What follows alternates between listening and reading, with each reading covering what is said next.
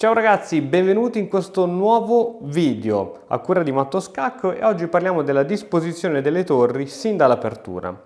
Noi sappiamo che in apertura il primo consiglio che ci danno è muovete prima i pezzi leggeri, ovvero cavallo e torri, e poi i pezzi pesanti, ovvero torri e donna, muoveteli solo in un secondo tempo perché quando la scacchiera è troppo affollata sono preda di attacchi da parte di pezzi più deboli, quindi pedoni, pezzi leggeri, eccetera, eccetera. Anche Renato Clementi all'interno del suo libro Gli scacchi esperti dedica un intero capitolo a come bisogna pensare all'apertura in vista appunto della disposizione delle torri su colonne aperte e semiaperte.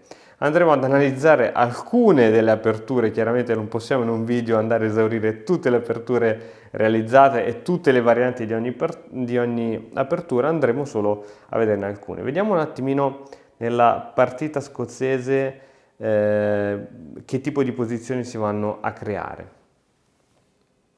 E4, E5, partita di re, cavallo F3, che attacca E5 e sviluppa un cavallo, cavallo C3 che sviluppa un cavallo e difende E5.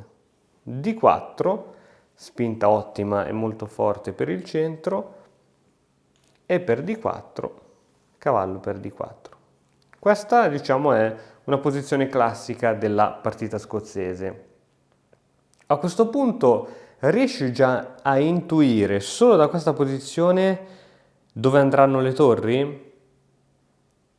Allora, è facile capire che il bianco ha una torre essenzialmente, ha una colonna aperta che è la colonna D e il nero ne avrà un'altra semiaperta comunque che sarà la colonna E. Quindi molto probabilmente il bianco qui ci posizionerà una torre e il nero lì, dopo aver arroccato, ci posizionerà la seconda torre. Questo è il tipo di discorso che bisogna fare. Quindi, ok, pensa poi a sviluppare l'alfiere, ad arroccare, a togliere la regina da D1 e a metterci una torre qui. Poi come si evolverà il gioco chiaramente sempre anche un po' è condizionato anche alle mosse e alle risposte che dà il vostro avversario. Ecco, qualcuno mi dice Christian, guarda, qui noi studiamo tanto le aperture, ma se il mio avversario non mi fa una mossa dell'apertura è inutile che io continuo a fare quelle mosse che avrei dovuto fare. Ed è giusto, cioè sapere quali sono le mosse più precise da fare in apertura ti fanno rendere conto di quale dovrebbe essere la strada da seguire per fare le mosse migliori. Se il tuo avversario a un certo punto risponde in modo diverso, non seguendo l'apertura e nessuna variante solida, allora significa che sta facendo qualche errore e di conseguenza quell'errore deve essere castigato. Cioè, esempio, ritorniamo un attimino alla posizione iniziale. Se dopo E4, E5, che ne so, cavallo F3 e qui il nero fa una mossa qualsiasi come può essere B6, è chiaro che questa mossa qui, sicuramente esisterà anche questa variante, non l'ho mai analizzato, però ormai esiste di tutto. È chiaro che ha lasciato il pedone in presa.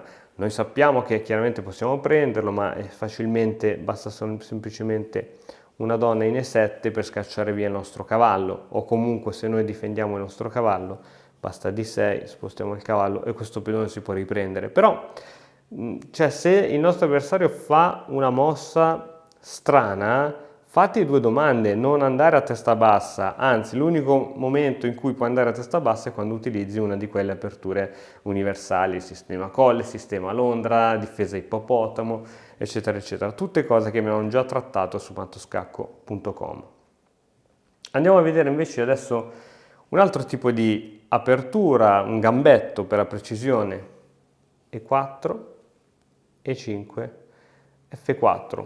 Gambetto di re, un gambetto molto aggressivo, romantico allo stesso tempo, dove qui si progetta sin da subito il posizionamento della torre in una data colonna. Chiaramente il bianco andrà a posizionare la torre su colonna F e probabilmente il nero la torre su colonna E. Bisogna vedere se il nero ci arriva, perché guarda questo tipo di continuazione aggressiva. Variante di cambio, cavallo F3, G5 che è supportato dalla donna per difendere il proprio pedone, alfiere C4, sviluppando entrambi i pezzi leggeri, e alfiere e cavallo possono creare minacce di questo tipo su F7, G4, un tipo di continuazione esistente, arrocco, sacrificio quindi di cavallo, e a questo punto questo pedone viene catturato di donna. Non ci crederete, ma se andiamo ad analizzare la posizione al computer ci dà situazione pari, nonostante, ti faccio vedere i pezzi che sono stati catturati, il nero ha un cavallo netto in più. Quindi quando si parla di sviluppo e un'apertura, sviluppate i propri pezzi anziché muovere solamente pedoni, eccetera. E questo significa, cioè qui il bianco ha arroccato, sviluppato una torre perché questa torre ha creato una batteria importantissima con la donna, l'alfiere che punta su F7, in futuro potrà giocare D4, liberare anche questo alfiere. Cioè, qui il bianco ha una buona posizione. Se il nero non si difende bene, per esempio qui una difesa buona è donna F6, e comunque non è facile difendersi in questa situazione, la vedrà veramente di belle, ne vedrà di belle. Ok? Ritorniamo che andiamo a vedere un altro tipo di apertura. Andiamo a vedere adesso un'altra famosissima apertura che è la spagnola, ovvero la Ruy Lopez. E4, E5, cavallo F3, sviluppando un pezzo e attaccando sempre il pedone centrale, cavallo C6, sviluppando un pezzo e tenendo il pedone, alfiere B5, con l'idea di cambiare l'alfiere per il cavallo, così in modo tale che quel pedone centrale rimane debole, anche se poi in realtà si è visto che è più proficuo mantenere questo alfiere. A6, A4, l'alfiere rimane su questa diagonale che dà fastidio, cavallo F6, arrocco, si è visto che non bisogna temere questo tipo di cattura per il cavallo perché questo ci aiuterebbe a andare in vantaggio di un tempo mettendo la torre su colonna E. Alfiere E7, torre 1. Allora qui il bianco si affretta subito a mettere la torre su questa colonna. Chiaramente qual è la funzione della torre su questa colonna? Innanzitutto è quella di difendere il pedone in E.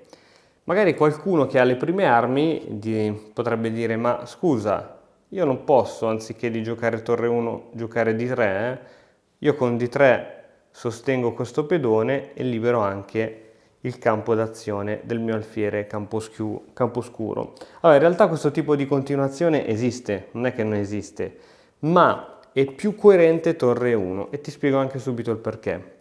In questo tipo di variante, prima o poi il bianco mira a spingere D4. Ma se noi abbiamo invece il pedone D3 a sostegno del pedone 4, questa spinta non la potrò mai fare.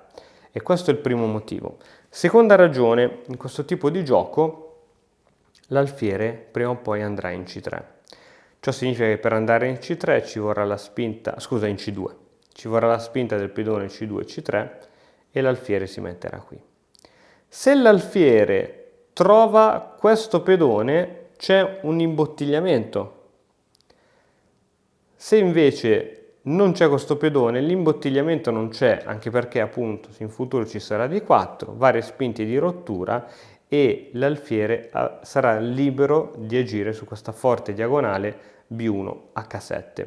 Quindi quando si gioca un'apertura bisogna conoscere i vari piani di gioco dove all'incirca saranno sistemati i pezzi, ma soprattutto dove devono andare le torri. In più, la torre in E1 scoraggia da parte del nero questi tipi di giocate qui, perché a seguito di vari cambi il pedone è attaccato 2 volte, da cavallo e dalla torre. Ci sono tutte queste considerazioni da fare. Altra considerazione, dici, cavoli, ma se io adesso, prima o poi, col bianco, gioco questa struttura pedonale, pedone C3, E questo cavallo dove lo vado a sviluppare prima o poi? Questo cavallo si svilupperà a seguito di D4, andrà in D2, andrà in F1 e poi si potrà decidere se, e tra l'altro il cavallo riesce ad andare in F1 solo se la torre è andata già sulla colonna E, si potrà decidere se farlo andare in G o altra variante possibile in E, dove controlla attivamente il centro. Diamo uno sguardo ora alla difesa francese, chiaramente ha una delle varianti più importanti. E4, E6, D4, il bianco controlla il centro, D5, a questo punto c'è la variante di cambio o la variante di spinta molto utilizzata, C5 per indebolire.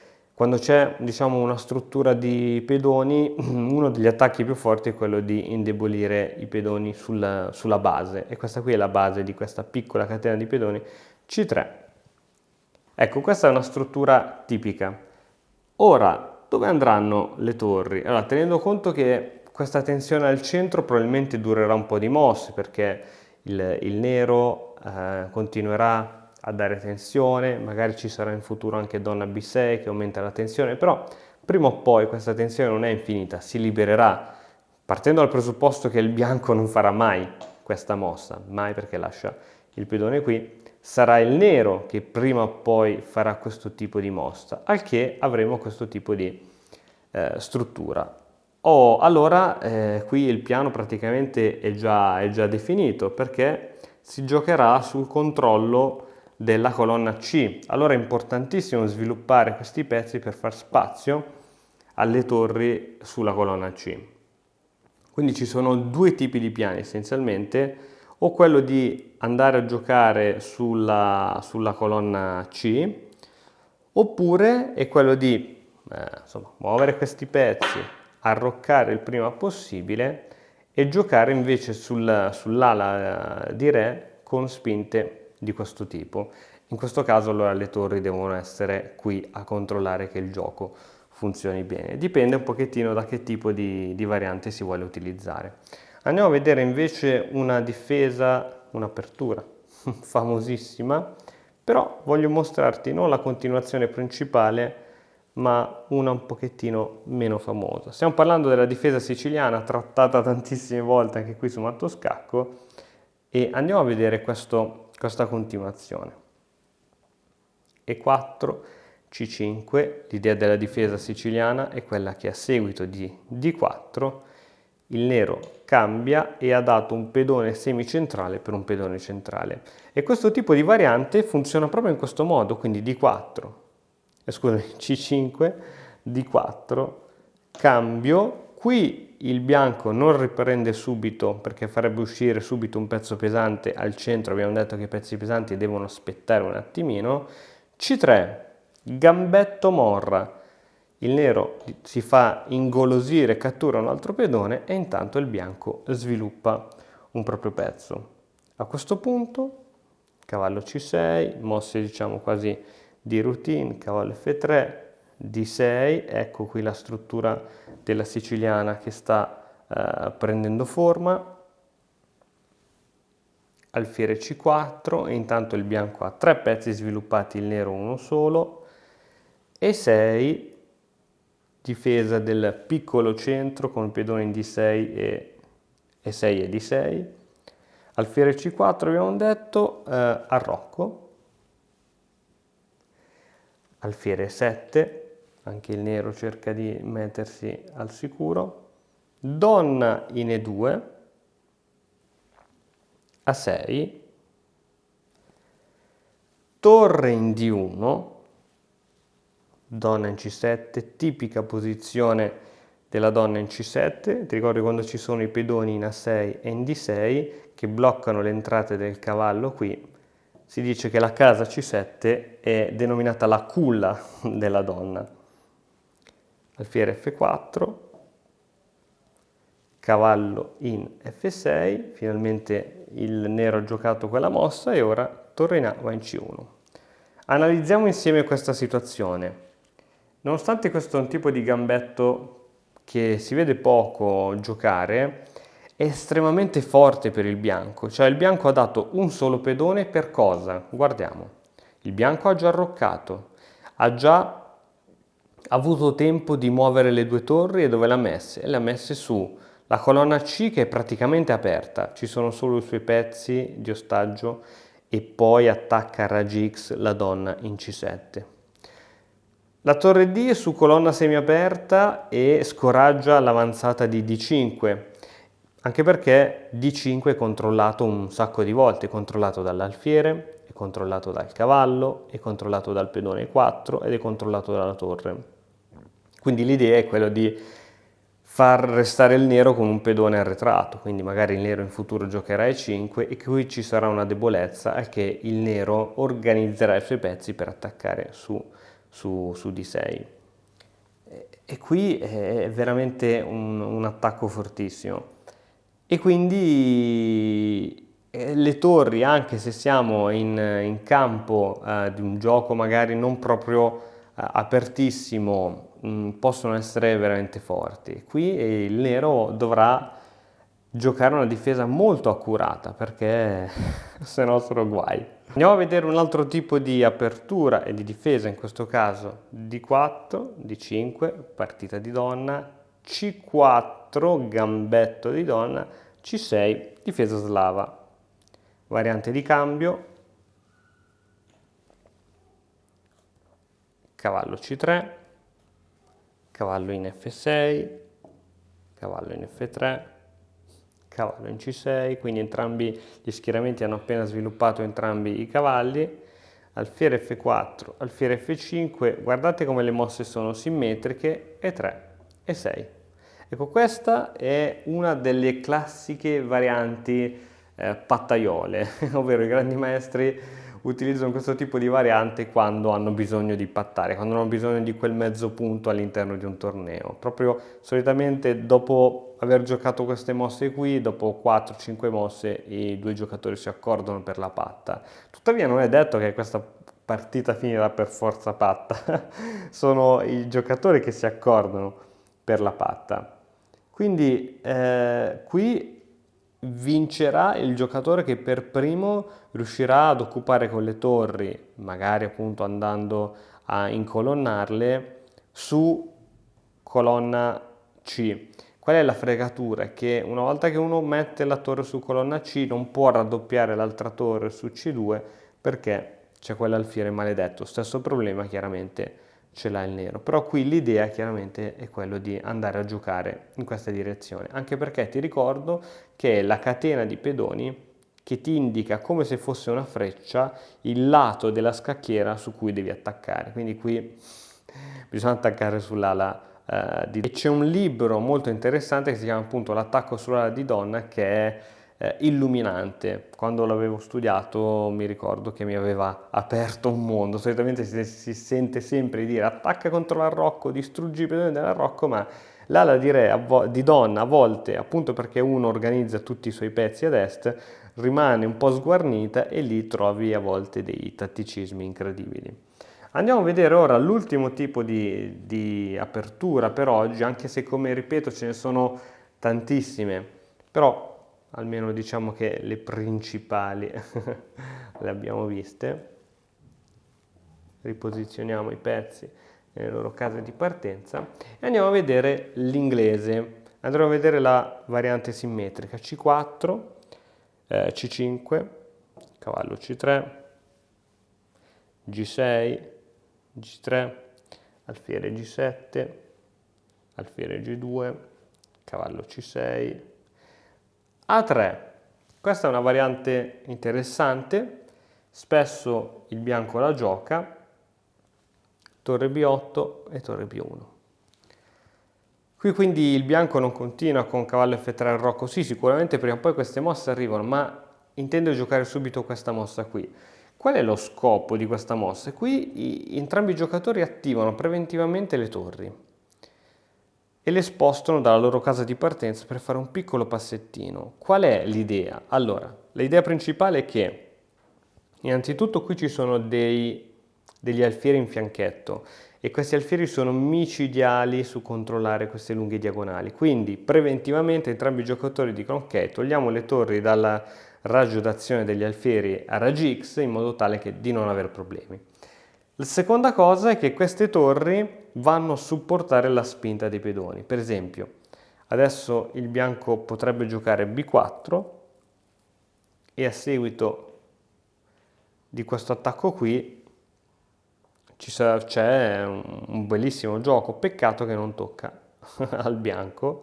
Se toccasse al bianco sicuramente sarebbe questa la mossa, ma tocca al nero che gioca a 6 anche lui, simmetrico, totalmente simmetrico. E a questo punto dopo B4, C per B4, A per B4, spinta anche del nero B5 e sarebbe un suicidio giocare C5 perché si crea questo pedone debole che potrà essere il gioco di attacchi da parte del nero, quindi cambio e la situazione ad ovest è completamente bloccata e simmetrica, cioè qui non c'è possibilità di gioco, la donna non può uscire, l'alfiere non può uscire, bisognerebbe giocare sulla colonna A, ma si riesce a far poco, quindi qui bisogna trovare poi altri tipi di piani. Bene, abbiamo visto come le torri si possono un po' muovere all'interno di queste aperture. Se sei un principiante ti consiglio di venire a dare un'occhiata alla Matto Scacco Academy, che è una serie di lezioni e un gruppo di studenti chiuso, riservato appunto a quei giocatori che sono all'inizio e vogliono migliorare il proprio gioco. Quindi troverai partite commentate, lezioni di questo tipo fatte con scacchiera in 2D che sono un pochettino più chiare. Noi facciamo questo tipo di video perché siamo amanti della scacchiera e del legno, ma didatticamente le scacchiere, diciamo, digitali sono molto più pratiche. Bene, ci vediamo quindi allora nel prossimo video. Ciao! E ora per continuare che cosa posso fare? Beh, innanzitutto ti consiglio di iscriverti al nostro canale in modo tale da non perderti le nuove video lezioni.